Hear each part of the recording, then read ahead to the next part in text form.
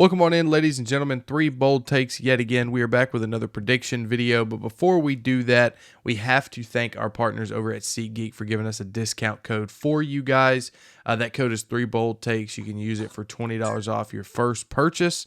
We all love SeatGeek. They're my preferred ticket partner even before they came on as a partner of the channel. So go check out SeatGeek. Three bold takes, $20 off your first purchase.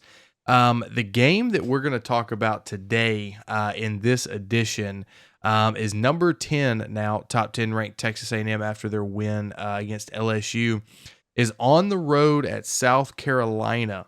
Texas A&M comes in as a 3.5-point favorite with a 54% chance to win according to ESPN.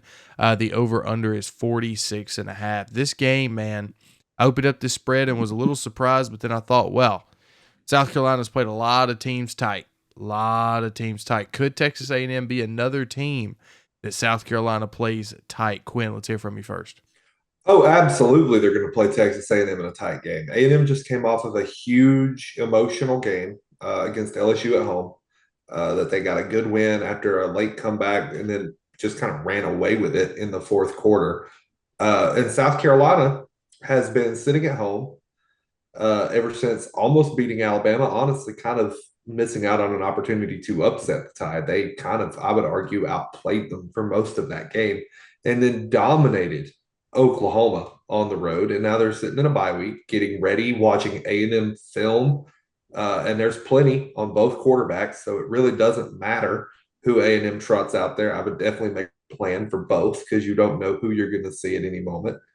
But that being said, I think this A&M team is kind of on a roll. And I do not see them losing a game until maybe Texas in the Lone Star Showdown. So give me A&M. I do, like I said, I do think this is a trap game. I wouldn't be shocked at all to see South Carolina pull this upset. They are infamous for a random upset in Williams-Brice that nobody sees coming.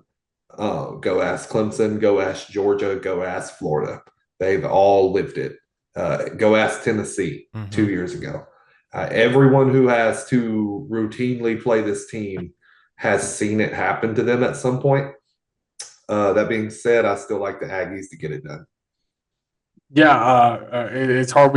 I talked about Texas A&M and my overreaction a little bit. This is a solid team all across the board. They've changed their identity a little bit from when Jimbo Fisher was there. They really love the slow, kind of Big Ten style offense of pounding the rock, really letting their offensive line push around them. They got two guys at 6'7", 330 plus on both tackle positions for Texas A&M. So they like to pound the rock a lot. Le'Veon Moss has been otherworldly back for them this season. But the thing that's kind of held it back is Connor Weigman at points. They've been in close games where they lost the Notre Dame game because of Connor Weigman. And that was almost the case for the LSU game this past weekend until they inserted Marcel Reed. Mike Elko made that decision. Marcel Reed probably should get the starts for the rest of the season unless something happens. But Reed is a true freshman,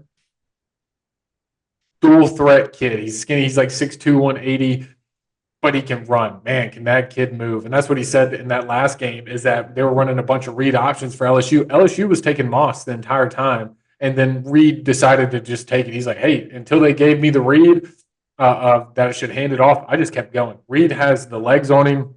And this is what's really cool about the South Carolina game is that Reed and Sellers play a lot of the same kind of ball. And I absolutely love watching both. Sellers has been, when he's healthy and on the field, they should have beat LSU in the game, but he got hurt.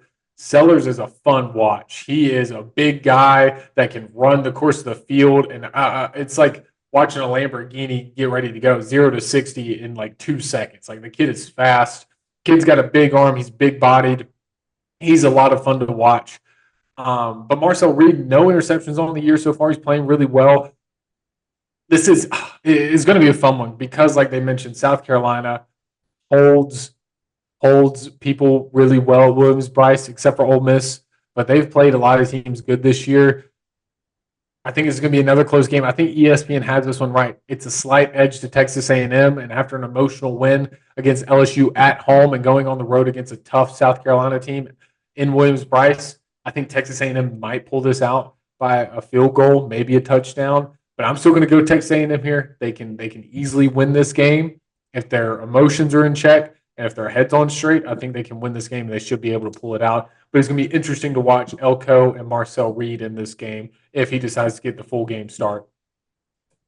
So this game, like I said, whenever I opened up the spread, I was a little surprised. But going back and looking at Texas A&M, after they pulled off that upset at home against Missouri, another top 10 team, the following week they traveled to Mississippi State and did not play a very good game. Yes, they won. They won by 10 points, but Mississippi State is a horrible, horrible team this year. South Carolina is head and shoulders, I would say, above them as far as competitive level and just team overall. Now, I know South Carolina's conference record at 2-3 isn't the greatest, but I think that they're a better team than what their record suggests. So my thought here is that Texas A&M has got to come into this game with a different headspace than they did against Mississippi State. Now, granted, I know that Mississippi State has the cowbells, this and that. South Carolina's home field advantage is real. I'm going with South Carolina to pull off this upset. I think Texas A&M coming in, they're in the top 10 now. This is a classic trap game against a team, just like you mentioned, Quinn, that is notorious for doing this. This is very, very, very reminiscent of the Tennessee upset a couple of years ago. Right, Tennessee was on track to make the playoffs. All they had to do was beat South Carolina, and they were in. They had the one loss to Georgia, and what happened? They got beat 62 to whatever it was. They got killed. Now, Texas A&M isn't going to get killed like that. I think their defense is a lot better than Tennessee's was a couple of years ago. So this is going to be, I think, probably, 26-20, something along those lines, 26-23, something like that. South Carolina is going to find a way to win this game and make a play down the stretch. So give me the Gamecocks, man. This would be a huge upset for South Carolina and a confidence booster going in because, again, man, they've been close. They've been close in a lot of games. And I think if they could just turn it around, then they may have something special brewing up there. So we've got two guys going with A&M. And then I'm the lone wolf over here with South Carolina to win this game. All right, guys, thanks for watching. It's been another prediction video. We do 5 of these every week. If you like what you see and hear, stay tuned because we'll have more. If you hate what you see and hear, again, stay tuned because you can make fun of us. That's fine too. Remember our partners over at SeatGeek. 3 Bold Takes is the discount code to get $20 off your first purchase. And we will see you guys in the next one. Peace.